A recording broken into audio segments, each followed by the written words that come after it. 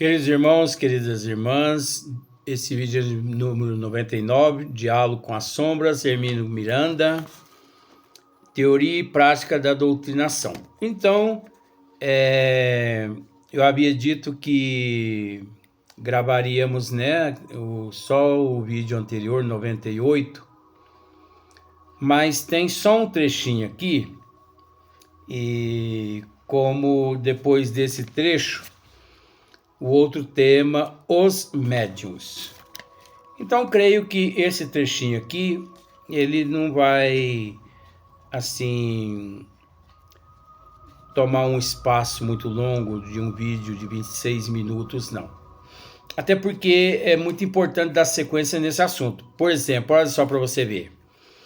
Por outro lado, Hermínio Miranda dizendo: essas e outras decisões, isto é, todas aquelas que dizem respeito, por assim dizer, à gestão terrena do grupo, cabem aos encarnados, né? É da responsabilidade dos encarnados. Só que isso é relativo. Vamos dar sequência aqui, depois eu vou dizer uma coisa. Os benfeitores espirituais ligados à tarefa dificilmente nos darão ordem para admitir este componente ou desligar aquele. Eu posso dizer que essa questão aqui já é relativa. É relativa porque eu tenho conhecimento de muitas casas espíritas sérias no Brasil. Eu não posso dizer nomes. Que, mediante a seriedade da casa, mediante a importância da casa, quando o grupo se reúne buscando na misericórdia divina uma luz, é lógico que a gestão é de ordem física. Os benfeitores, o plano espiritual, eles não interferem nas decisões nossas aqui no corpo físico, mas isso é relativo. Por que é relativo? Quando a casa é muito séria, um trabalho gigantesco, e que ali todos reconhecem que uma palavrinha, não vou dizer assim, nem uma imposição, mas uma sugestão, né, um aclaramento da mente dos encarnados pelos mentores, e que se reúnem o grupo encarnado, os benfeitores, eles costumam sim não interferir. Não. Porque é da responsabilidade da gestão encarnada. Mas, mediante o que acabei de dizer, a casa é imensa, um trabalho enorme. Então, os mentores, eles costumam sim,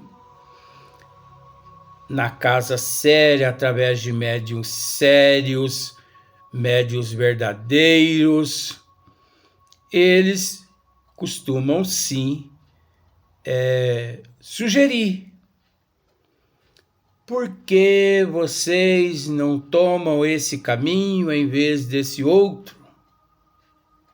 Eles não estão assim interferindo no livre-arbítrio de ninguém. Eles estão sugerindo. Eu conheço muitas casas no Brasil, porque também 40 e poucos anos na doutrina dos espíritos, eu devo conhecer algumas casas, né, no Brasil. Porque também, se mais de 40 anos, se eu não conhecesse assim algumas casas, podia largar a mão, né? Então eu conheço algumas casas assim que os benfeitores espirituais, eles, mediante algumas programações das trevas, eles vieram e sugeriram para o bem da instituição, para o bem do programa, do trabalho, da obra espiritual, da obra filantrópica, enfim, para o bem daquele gigantesco trabalho. Eles sugerem algumas orientações de vez em quando. Então, olha só para você ver. Por assim dizer, a gestão terrena do grupo cabe aos encarnados. Os benfeitores espirituais ligados à tarefa difícil, dificilmente, é aí que nós temos que entender. Esse dificilmente quer dizer que existem algumas exceções. Só que se não comentamos aqui, as pessoas, né, podem, tá vendo? Os espíritos, os benfeitores não interferem. Aqui, ó. Dificilmente, né, ligados à tarefa, dificilmente nos darão ordem para admitir este componente ou desligar aquele. Dificilmente os mentores, eles se manifestam para que venhamos admitir ou desligar. Dificilmente. Mas existem algumas exceções, né? Eles desejam que nós sejamos capazes de discernir e assumir a responsabilidade pelos nossos atos. É lógico, devido ao livre arbítrio, que é o nosso direito de escolha. Mas existem algumas exceções. Quando a obra é verdadeira, quando o grupo é verdadeiro, quando a obra é muito grande, quando muitas pessoas necessitam daquela obra, naquela cidade, pode ter certeza de que os benfeitores, até pelo fato da nossa pobreza de espírito, eles não nos abandonam, não. O que esperam de nós é um clima de harmonização para que possam, em cada reunião, colocar diante de nós a tarefa que desejam que realizemos. É preciso que ofereçamos a eles aquele mínimo de condição indispensável. Os mentores, eles querem ver entre nós harmonia, amor, né? Solidariedade.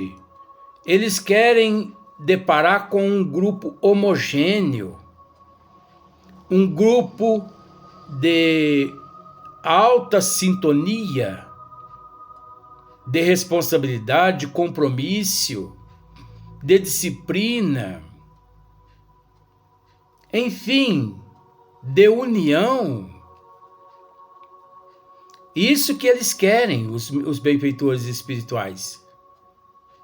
Eles contam com todo esse trabalho, toda essa disciplina, toda essa postura nossa.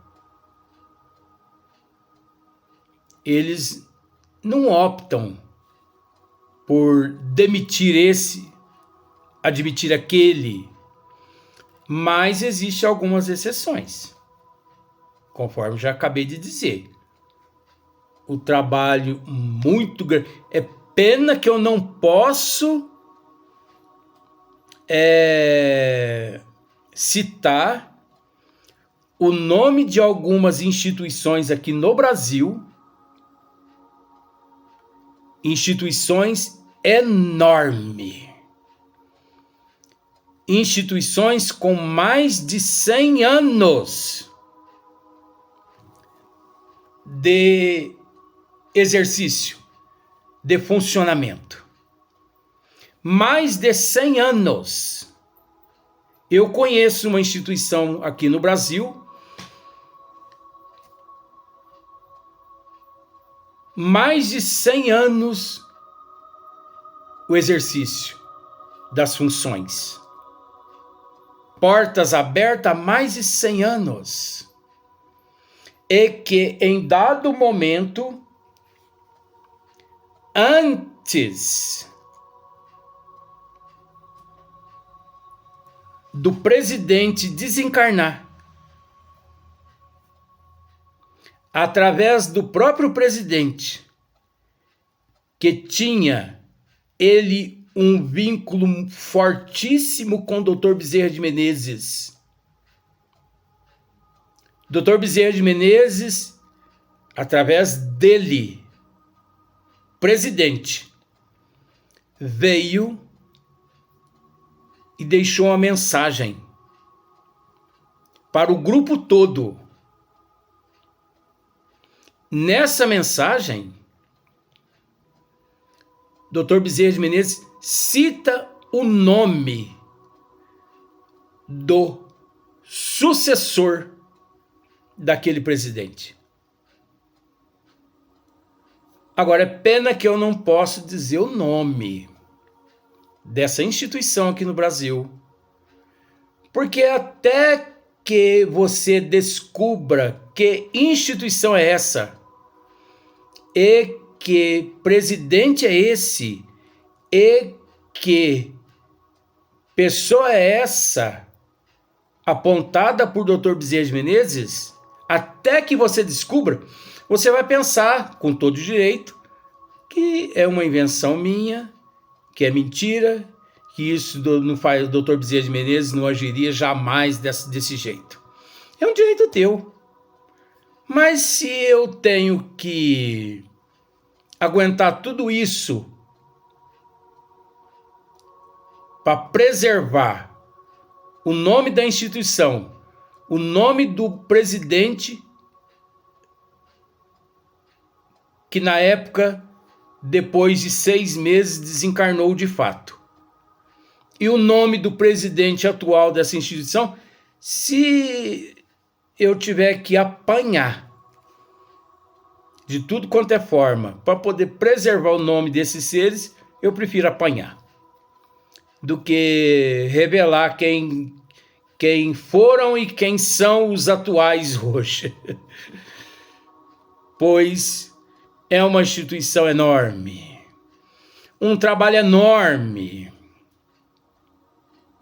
Então, para o Dr. Bezerra de Menezes vir e, através do próprio presidente da instituição, deixar uma mensagem e citar o nome do presidente posterior, que deveria assumir a presidência, é porque o Dr. Bezerra de Menezes tinha conhecimento da grandiosidade daquele trabalho. Caso contrário, ele não agiria dessa forma, não. Então, existem algumas exceções. Pena que, dentre essas exceções, as que eu conheço, eu não posso dizer o nome, por uma questão de ética, porque a maioria desses presidentes atuais hoje, 2024, são amigos meus. Então eu não tenho direito, de divulgar o nome deles e das instituições, mas eu tenho direito, sim, embasado de acordo com a luz da doutrina dos espíritos, eu tenho direito, sim. É minha responsabilidade ter que mostrar esses dois lados. Existem casos que a espiritualidade não interfere, Mas existe casos que não vou dizer que ela interfere, mas sabendo a grandiosidade daquele trabalho, a espiritualidade ela mantém no programa aqueles os quais assumiram na pátria espiritual e que ali no meio se encontra. A espiritualidade dá meio que uma chacoalhada na pessoa assim. Ó, acorda. Acorda, porque se você não acordar, as trevas vão assumir esse lugar aí e todo esse trabalho vai por água abaixo. Então, ou você acorda ou você responde depois. A espiritualidade do bem, elas, mediante esse trabalho grandioso, elas agem dessa forma assim. Tanto é que esses presidentes, que eu não posso dizer nome nem instituições, eles estão na liderança dessas instituições um bom tempo e graças a Deus toda dificuldade eles têm librado com uma certa maestria, com uma certa facilidade devido à moral, devido ao caráter, devido ao amor, devido ao conhecimento que eles têm da doutrina dos espíritos. Porque hoje em dia, 2024, para ser espírita no Brasil, verdadeiramente espírita,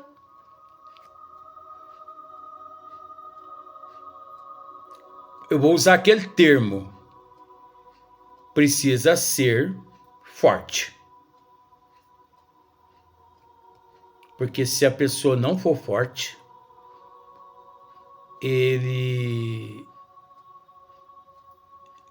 com pouco tempo ele é corrompido.